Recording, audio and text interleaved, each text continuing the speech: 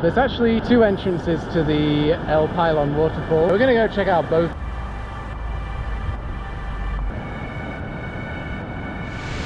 Wow, look at that. This is literally the craziest path. Look how close to the waterfall we are. Wow.